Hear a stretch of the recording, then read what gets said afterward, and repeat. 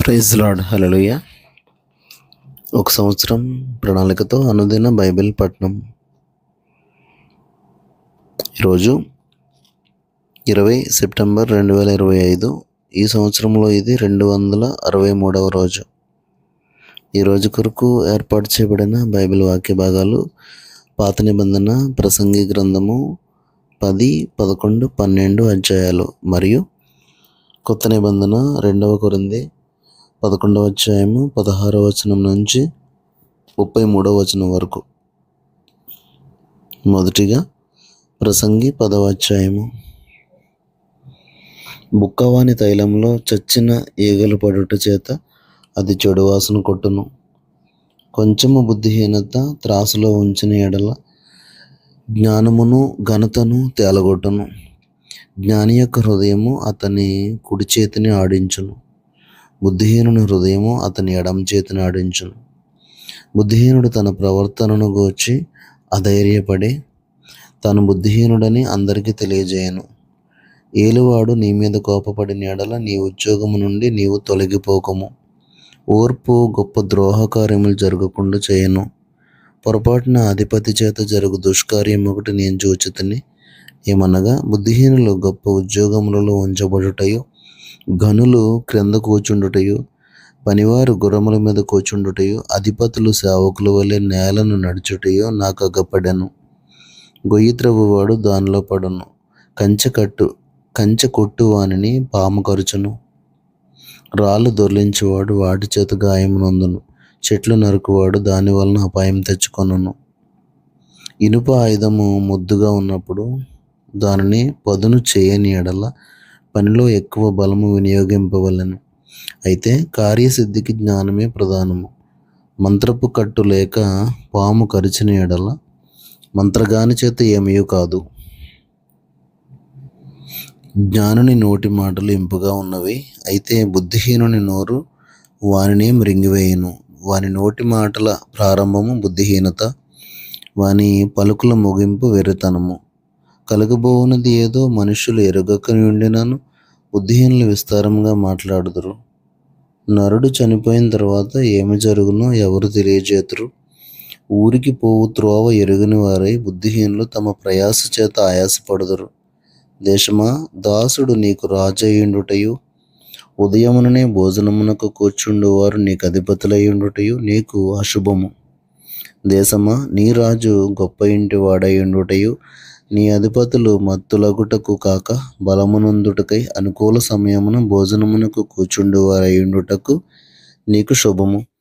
సోమరితనము చేత ఇంటి కప్పు దిగబడిపోవును, చేతుల బద్ధకము చేత ఇల్లు కురియును. నవ్వులాటలు పుట్టించుటకై వారు విందు చేయుదురు. ద్రాక్షారస పానము వారి ప్రాణమునకు సంతోషకరము. ద్రవ్యము అన్నిటికీ అక్కరకోచును. నీ మనస్సునందైనను రాజును శపింపవద్దు, నీ పడక గదిలోనైనను ఐశ్వర్యవంతులను శపింపవద్దు. ఏలయనగా ఆకాశ పక్షులు సమాచారము కొంచుబోవును, రెక్కలు గలది సంగతి తెలుపును.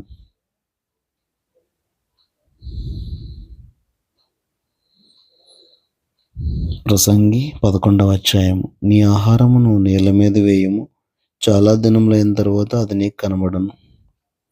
7 8 భాగం పంచిపెట్టము. భూమి మీద ఏమి కీడు జరుగునో నీవెరుగవు. మేఘములు వర్షముతో నిండి ఉండగా అవి భూమి మీద దానిపోయెను. మ్రాను దక్షిణముగా పడినను ఉత్తరముగా పడినను అది పడిన చోటనే ఉండును. గాలిని గుర్తుపట్టువాడు విత్తడు, మేఘములను కనిపెట్టువాడు కోయడు. చూలాలి గర్భమందు ఎముకలు ఏ రీతిగా ఎదుగునది నీకు తెలియదు. గాలి ఏ త్రోవను వచ్చునో నీవెరగవు. అలాగునని సమస్తమును జరిగించు దేవుని క్రియలను నీవెరగవు. ఉదయమందు విత్తనములు విత్తము, అస్తమయమందును నీ చేయి వెనుక తీయక విత్తము. అది ఫలించును, ఇది ఫలించును, లేక రెండును సరి సమానముగా ఎదుగును నీవెరగవు. వెలుగు మనోహరమైనది, సూర్యుని చూచుట కన్నులకు ఇంపుగా ఉన్నది. ఒకడు చాలా సంవత్సరములు బ్రతికిన ఎడల చీకటి గల దినములు అనేకములు వచ్చునని ఎరిగియుండి తాను బ్రతుకు దినములన్నీయు సంతోషముగా ఉండవలెను. రాబోవునదంతయు వ్యర్థము. యవ్వనుడా, నీ యవ్వనమందు సంతోషపడము, నీ యవ్వన కాలమందు నీ హృదయము సంతుష్టిగా ఉండనిమ్ము. నీ కోరిక చొప్పునను నీ దృష్టి యొక్క ఇష్టము చొప్పునను ప్రవర్తింపము. అయితే వీటన్నిటిని బట్టి దేవుడు నిన్ను తీర్పులోనికి తెచ్చునని జ్ఞాపకం ఉంచుకొనుము. లేత వయస్సును నడిప్రాయమును గతించిపోవునవి గనుక నీ హృదయముల నుండి వ్యాకులమును తొలగించుకొనుము. నీ దేహమును చెరుపుదాన్ని తొలగించుకొనుము. ప్రసంగి 12వ అధ్యాయము. దుర్దినములు రాకముందే, ఇప్పుడు వీటి యందు నాకు సంతోషం లేదని నీవు చెప్పు సంవత్సరములు రాకముందే, తేజస్సునకును సూర్యచంద్ర నక్షత్రములకును చీకటి కమ్మకముందే, వాన వెలిసిన తర్వాత మేఘములు మరలా రాకముందే, నీ బాల్య దినముల యందే నీ సృష్టికర్తను స్మరణకు తెచ్చుకొనుము. ఆ దినమున ఇంటి కావలి వారు వణకుదురు, బలిష్ఠులు వంగుదురు, విసురువారు కొద్దిమంది ఒకటి చేత పని చాలించుకొందురు. కిటికీలో గుండా చూచువారు కానలేకయుందురు, తిరుగటి రాళ్ల ధ్వని తగ్గిపోవును, వీధి తలుపులు మూయబడును, పిట్ట యొక్క కూతకు ఒకడు లేచును. సంగీతమును చేయు స్త్రీలు, నాదం చేయు వారందరూ నిశ్శబ్దముగా ఉంచబడుదురు, ఎత్తు చోట్లకు భయపడుదురు, మార్గముల యందు భయంకరమైనవి కనబడును. బాదం వృక్షము పువ్వులు పూయును, మిడత బరువుగా ఉండును, బుడ్డబొడుసరకాయ పగులును. ఎలయనగా ఒకడు తన నిత్యమైన ఉనికి పట్టునకు పోవుచున్నాడు, వాని నిమిత్తం ప్రలాపించువారు వీధుల్లో తిరుగుదురు. వెండి త్రాడు విడిపోవును, బంగారు గిన్నె పగిలిపోవును, దార యొద్ద కుండ పగిలిపోవును, బావి యొద్ద చక్రం పడిపోవును. మన్నైనది వెనుకటి వలనే మరలా భూమికి చేరును, ఆత్మ దాన్ని దయచేసిన దేవుని యొద్దకు మరలా పోవును. సమస్తము వ్యర్థమని ప్రసంగి చెప్పుచున్నాడు. సమస్తము వ్యర్థము. ప్రసంగి జ్ఞాని అయి ఉండెను, అతడు జనులకు జ్ఞానం బోధించెను. అతడు ఆలోచించి సంగతులు పరిశీలించి అనేక సామెతలను అనుక్రమపరిచెను. ప్రసంగి ఇంపైన మాటలు చెప్పుటకు పూనుకొనెను, సత్యమును గూర్చిన మాటలు యథార్థ భావముతో రాయుటకు పూనుకొనెను. జ్ఞానులు చెప్పు మాటలు ములుకోళ్ళ వలెను చక్కగా కూర్చబడి బిగుగొట్టబడిన మేకుల వలెను ఉన్నవి. అవి ఒక్క కాపరి వలన అంగీకరింపబడినట్టున్నవి. ఇదియుగాక నా కుమారుడా, హితోపదేశములు వినుము. పుస్తకములు అధికముగా రచింపబడును, దానికి అంతం లేదు. విస్తారమైన విద్యాభ్యాసం చేయుట దేహమునకు ఆయాసకరము. ఇదంతయు వినిన తరువాత తేలిన ఫలితార్థమిదే. దేవుని యందు భయభక్తులు కలిగి ఉండి ఆయన కట్టడలను అనుసరించి నడుచుచుండవలెను. మానవ కోటికి ఇదియే విధి. గూఢమైన ప్రతి అంశమును గూర్చి దేవుడు విమర్శ చేయనప్పుడు ఆయన ప్రతిక్రియను, అది మంచిదే గాని చెడ్డదే గాని, తీర్పులోనికి తెచ్చును.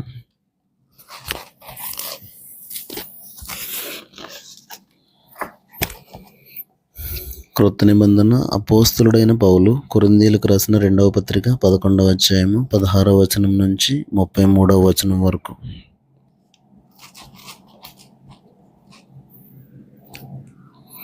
నేను అవివేకినని ఎవడనూ తలంచవద్దని మరలా చెప్పుచున్నాను. అట్లు తలంచిన ఎడల నేను కొంచెం అతిశయపడినట్లు నన్ను అవివేకినైనట్టుగానే చేర్చుకొనుడి.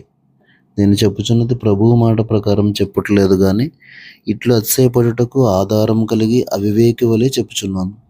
అనేకులు శరీర విషయంలో అతిశయపడుచున్నారు గనుక నేనును అలాగే అతిశయపడదును. మీరు వివేకులై ఉండి సంతోషముతో అవివేకులను సహించుచున్నారు. ఒకడు మిమ్మును దాస్యమునకు లోపరిచినను, ఒకడు మిమ్ము మృంగివేసినను, ఒకడు మిమ్ము వశపరుచుకొనునను, ఒకడు తన్ను గొప్ప చేసుకొనునను, ఒకడు ముఖము మీద మిమ్మును కొట్టినను మీరు సహించుచున్నారు. మేము బలహీనులమై ఉన్నట్టు అవమానముగా మాట్లాడుచున్నాను. ఏ విషయమందు ఎవడైనా ధైర్యం కలిగి ఉన్నాడో ఆ విషయమందు నేను కూడా ధైర్యం కలిగిన వాడను. అవివేకముగా మాట్లాడుచున్నాను సుమా. వారు హెబ్రీయులా, నేనును హెబ్రీయుడనే. వారు ఇశ్రాయేలీలా, నేనును ఇశ్రాయేలీయుడనే. వారు అబ్రహాం సంతానమా, నేనును అట్టివాడనే. వారు క్రీస్తు పరిచారకులా, వెర్రివాని వలె మాట్లాడుచున్నాను. నేనును మరి ఎక్కువగా క్రీస్తు పరిచారకుడను. మరి విశేషంగా ప్రయాసపడితేనే, మరి అనేక పర్యాయములు చెరసాలలో ఉంటిని, అపరిమితంగా దెబ్బలు తింటిని, అనేక మార్లు ప్రాణాపాయంలో ఉంటిని. యూదుల చేత 5 మార్లు ఒకటి తక్కువ 40 దెబ్బలు తింటిని. ముమ్మారు బెత్తములతో కొట్టబడితిని, ఒకసారి రాళ్లతో కొట్టబడితిని. ముమ్మారు ఓడ పగిలి శ్రమ పడితిని, ఒక రాత్రింబగళ్ళు సముద్రంలో గడిపితిని. అనేక పర్యాయములు ప్రయాణముల్లోనూ, నదుల వలనైన ఆపదల్లోనూ, దొంగల వలనైన ఆపదల్లోనూ, నా స్వజనుల వలనైన ఆపదల్లోనూ, అన్యజనుల వలనైన ఆపదల్లోనూ, పట్టణములో ఆపదల్లోనూ, అరణ్యములో ఆపదల్లోనూ, సముద్రముల్లో ఆపదల్లోనూ, కపట సహోదరుల వలని ఆపదల్లోనూ ఉంటిని. ప్రయాసతోనూ కష్టములతోనూ, తరచుగా జాగరణములతోనూ, ఆకలి దప్పులతోనూ, తరచుగా ఉపవాసములతోనూ, చలితోనూ, దిగంబరత్వముతోనూ ఉంటిని. ఇంకను చెప్పవలసినవి అనేకములున్నవి. ఇవియునుగాక సంఘములన్నిటినీ గూర్చిన చింతయు కలదు. ఈ భారము దినదినమును నాకు కలుగుచున్నది. ఎవడైనను బుద్ధిహీనుడాయినా, నేనును బలహీనుడను కానా? ఎవడైనను తొట్రుపడినా నాకును మంట కలగదా? అతిశయపడవలసి ఉంటే నేను నా బలహీనత విషయమైన సంగతులను గూర్చి అతిశయపడుదును. నేను అబద్ధమాడుట లేదని నిరంతరము స్తుతింపబడుచున్న మన ప్రభువుకు యేసు యొక్క తండ్రి అయిన దేవుడు ఎరుగును. దమస్కులో అరెత అను రాజు క్రింద ఉన్న అధిపతి నన్ను పట్టగోరి కావలించి దమస్కీయుల పట్టణమును భద్రము చేశాను. అప్పుడు నేను కిటికీ గుండా గోడ మీద నుండి గంపలో దింపబడి అతని చేతిలో నుండి తప్పించుకొని పోతిని. దేవుడు తన పరిశుద్ధ వాక్యమును మన వినికిడిలో దీవించునుగాక. ఆమెన్.